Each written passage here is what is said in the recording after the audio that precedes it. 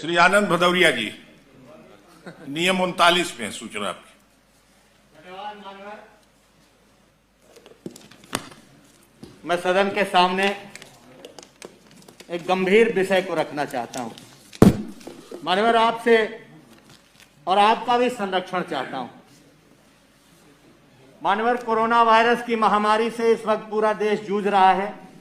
ऐसे में इस चुनौती से निपटने के लिए जहां एक तरफ तो नाम मात्र प्रयास किए जा रहे हैं, किंतु वहीं दूसरी तरफ फंड जुटाने के नाम पर विधायकों के माध्यम से अपने क्षेत्र में विकास से जनता को मिलने वाली विधायक निधि को रोकना न सिर्फ जनता के साथ अन्याय है, अपितु असंवैधानिक भी।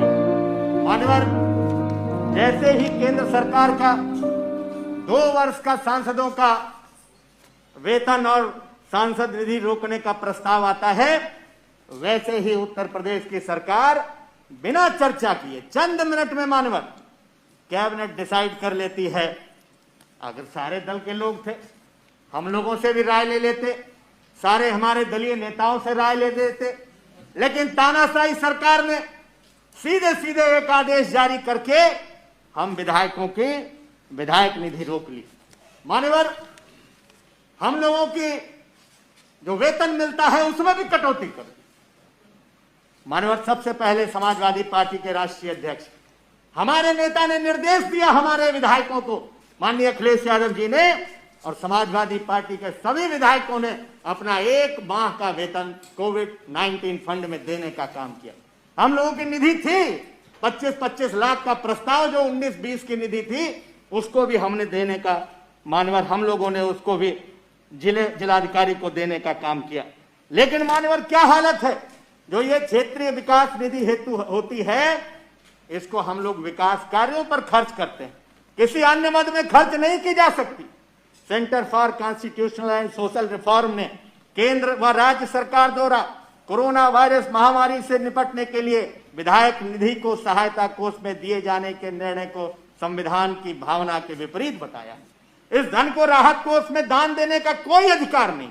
हमने देखा है मान्यवर, जब निधि हम लोगों की बच जाती है तो वो निधि वापस हो जाती है, उसको किसी अन्य मद में हम चाह करके भी हम लोग नहीं खर्च कर सकते। जो गाइडलाइन है उस गाइडलाइन से बाहर जा करके भी हम लोग नहीं खर्च कर सकते।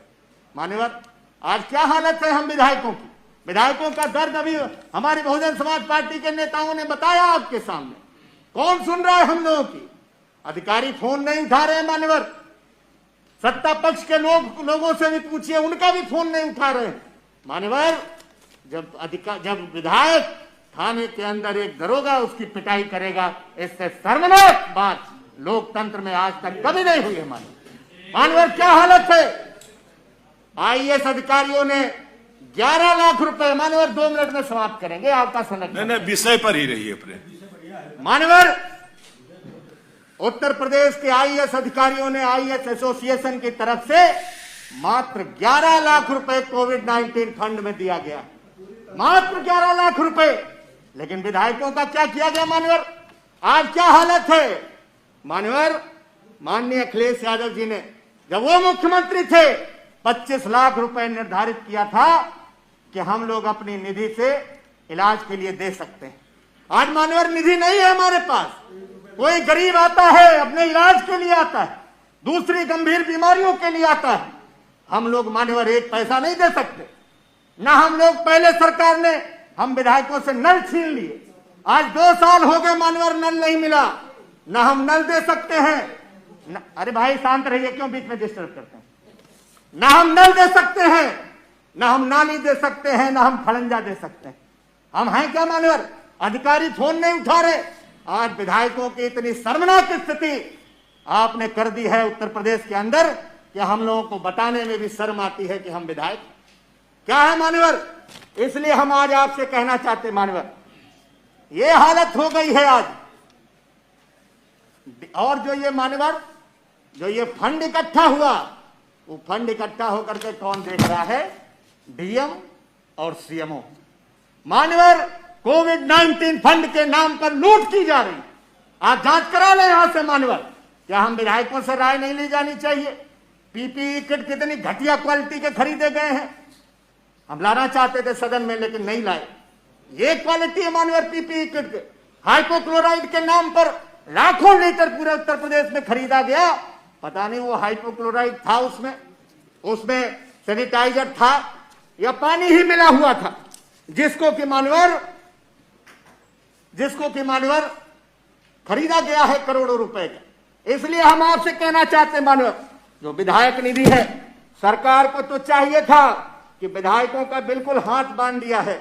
ऐसी परिस्थिति में मेरा मानना है कि इस वर्ष विधायक निधि को 2 गुना कर देना चाहिए, जिससे हम लोग इस महामारी से भी निपट लेते और कहीं न कहीं जनता के लिए भी हम लोग मदद करते। इसलिए मानवर, आखिरी लाइन कह करके एक उदाहरण दे करके मानवर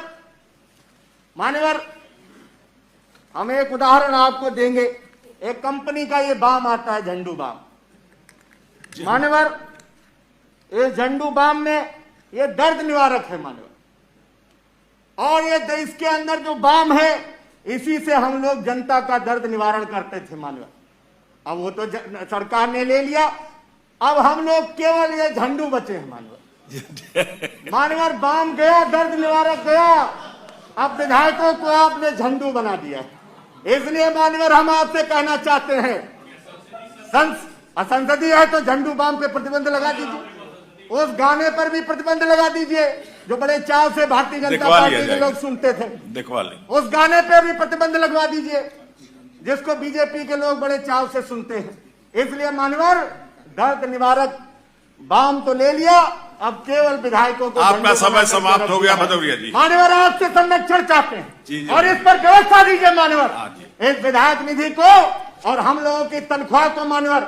आज तमाम विधायक हमारे ऐसे रिक्शे पर चलते हुए उनको देखा है, तनख्वाह आपने काट ली, भत्ते आपने समाप्त कर दिए मानवर। आप बोलते हैं अच्छा है और बोल सकते हैं, लेकिन समय का ध्यान रखिए। वो आपकी पूरी बात आ गई। ठीक है मानवर, आप निर्देश दे दे, आपकी बड़ी कृपा होगी।